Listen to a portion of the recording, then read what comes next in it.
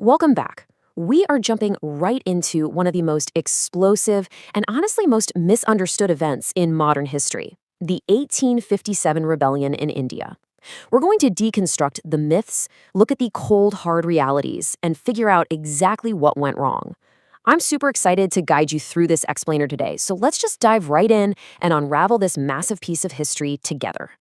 So, why did the 1857 revolution actually fail?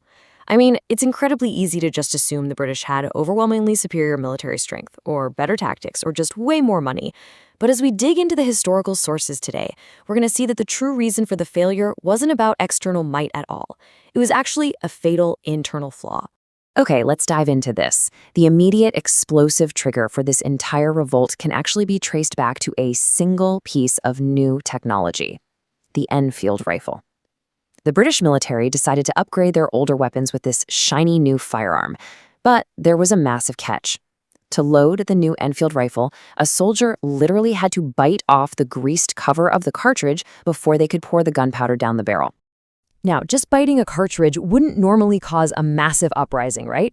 But a horrific rumor began to spread, initially sparked by an Indian worker in the ammunition factories. The rumor was that these new cartridges were coated in a waterproof grease made from a mixture of cow fat and pig fat. And this was a huge deal. For Hindu soldiers, the cow is utterly sacred. Even touching a dead cow's fat was a massive religious violation that required rigorous purification. And for Muslim soldiers, the pig is strictly forbidden, so contact with it meant immediate impurity. The British were essentially forcing their own soldiers to bite into materials that profoundly violated their absolute most fundamental religious beliefs. Let's move to early 1857 and see how this builds, because this wasn't just a rumor that quietly faded away. It spread like wildfire through the barracks. And then we get the actual spark. A soldier named Mangal Pandey, who was serving in the 34th Native Infantry, became absolutely furious. When he was ordered to use the new cartridges, he point-blank refused, and he actually fired on his British commander. The British response was swift, and it was brutal. On April 8th, Mangal Pandey was executed by hanging.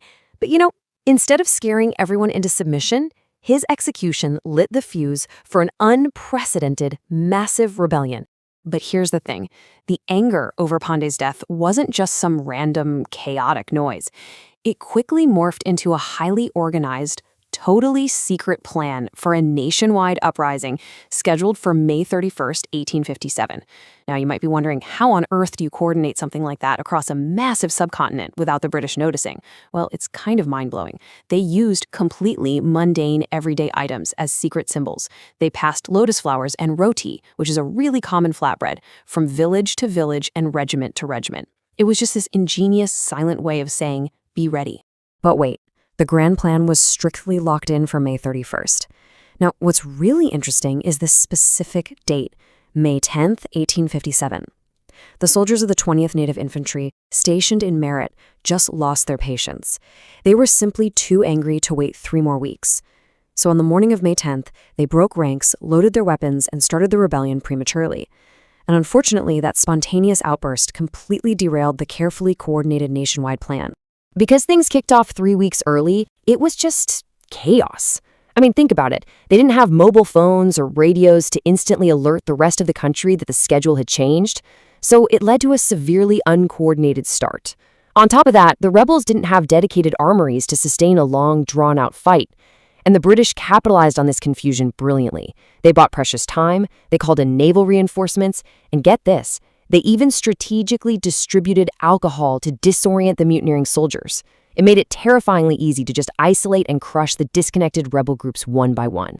Things on the ground got incredibly desperate incredibly fast. Down in Delhi, the rebels urgently needed weapons, but the powerful Scindia family actually sided with the British, effectively handing over control of the massive Delhi armory. When a group of Indian soldiers found themselves completely cornered by the British at this armory, they absolutely refused to surrender. Instead, in this final, incredibly tragic act of defiance, they blew themselves up along with the entire armory. They did it just to guarantee those weapons wouldn't fall back into British hands. Stories of immense sacrifice like that are undeniably powerful. But it brings us to a really critical pivot for our explainer today. Was this truly nationalism? We hear the 1857 rebellion romanticized all the time as the first war of independence. And that phrase kind of suggests a fully unified India fighting for a single, shared democratic goal. But when we actually look closely at the historical sources, they paint a picture that's a whole lot more complex. Think about the major leaders of the rebellion for a second. Yes, they fought incredibly bravely, no doubt about it, but their driving motivations were heavily rooted in very personal grievances, not some shared vision of a unified nation. Rani Lakshmibai, she fought because the British refused to let her adopted son take the throne. Nana Sahib's royal pension was abruptly cut off by the British. Veer Kunwar Singh lost his zamindari, his traditional land ownership rights. Begum Hazrat Mahal was reacting to the arrest of her people. Pir Ali, who was literally just a bookseller in Patna, rebelled because the British bulldozed his bookshop. And the Mughal emperor himself, Bahadur Shah Zafar, was just reacting to being jailed and forced into unfair treaties. So, the crucial point we have to understand is this. It was largely a case of personal interests over national unity. This wasn't a modern nationalist movement. The absolute fatal flaw of the 1857 uprising was prioritizing personal vendettas. Sure, they were all fighting the British, but they were essentially fighting their own separate wars, for their own separate reasons. There was absolutely no shared, overarching national identity tying all these different regional leaders together into one unbreakable force. And this brilliantly illustrates a pretty profound concept from our source material. You can bypass a mountain on the road, but a small pebble in your shoe stops you from walking. The British Empire was the mountain, right? It was a massive, terrifying external obstacle. But the lack of unity, the regional betrayals by families like the Scindias, the deeply fractured personal agendas, those were the pebbles in the shoe. It was internal disunity that ultimately brought the entire march of the rebellion to a grinding halt. It's kind of fascinating to play the what-if game, right?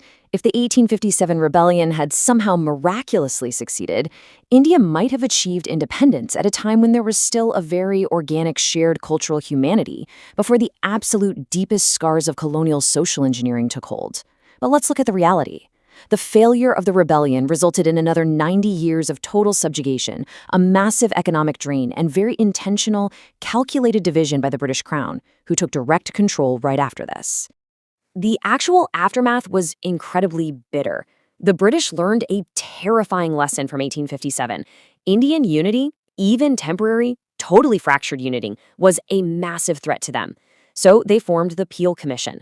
The result? A complete and total reorganization of the British Indian Army and society at large, just to make sure a revolt like that could literally never happen again. They actively rolled out a divide and rule policy, intentionally splitting Indian society along very strict lines: Hindu, Muslim, Sikh, Jain, Buddhist, and by caste. They figured out that if they kept the population hyper-focused on all their differences, they'd never have to face a unified threat again. Which brings us to a final question I really want you to think about. What is the pebble in your shoe that divides us today?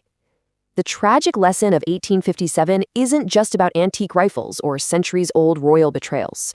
It's this timeless reminder that massive, daunting external challenges can almost always be overcome, but internal divisions, those little pebbles of disunity, mistrust, and self-interest, those are what truly hold us back. Thank you so much for joining me for this explainer. Keep analyzing the structures around you, keep asking great questions, and I'll catch you next time.